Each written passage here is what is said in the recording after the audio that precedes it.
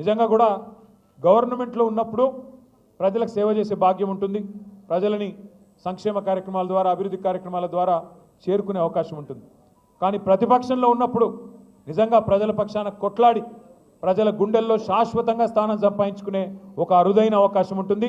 ఇవాళ అవకాశం మా తమ్ముడు కార్తిక్ రెడ్డి గారికి వచ్చిందనే మాట నేను మీకు విజ్ఞప్తి చేస్తా ఉన్నాను. మీరు ఎంత గట్టిగా ప్రజల్లోకి పోతే చాలా సంతోషంగా ఉంది,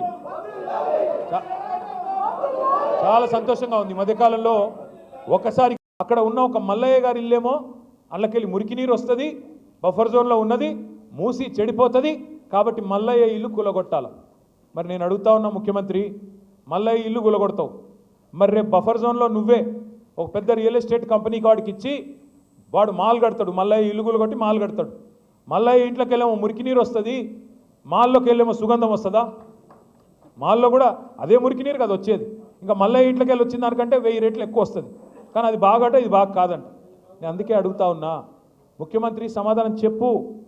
బఫర్లో మల్లయ్య ఇల్లు ఉండకూడదు ఎట్లా, మాల్ ఉంటుంది ఎట్లా? సమాధానం చెప్పు. ఎవడి కోసం 1,50,000 కోట్లు పెడతానంటున్నావు?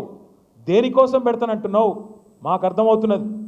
మూసీ మే లూటో ఢిల్లీ మే బాటో, మూసీలో లూటో ఢిల్లీ మే బాటో. ఎందుకు? నీ బాసులు ఢిల్లీలో ఉన్నారు, వాళ్ళ కోపం వస్తే నీ తుమ్మితో ఊడిపోయే ముక్కు నీది, ఎప్పుడు ఊసిపోతుందో తెలియదు.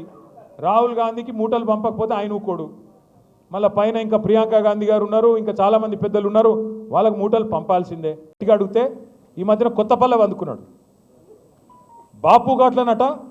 ఈయన పోయి భారతదేశంలో కాదు ప్రపంచంలో అతిపెద్దదైన మహాత్మా గాంధీ విగ్రహం పెడతారంట. ఈయన ఎవరు?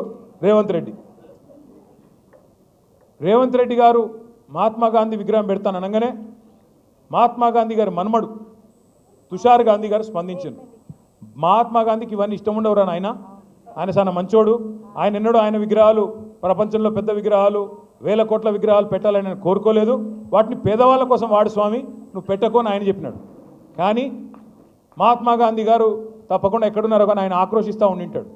ఎందుకంటే రేవంత్ రెడ్డి గారు గాడ్సే శిష్యుడు, ఆయన నాథురామ్ గాడ్సే ఆర్ఎస్ఎస్ వాడు, ఆర్ఎస్ఎస్ గాడ్సే గారి శిష్యుడు ఈయన. ఈ వ్యక్తి పేరేమి? రేవంత్ రెడ్డి. ఇవాళ ఎట్లున్నదంటే గాంధీ విగ్రహాన్ని గాడ్సే పెడుతున్న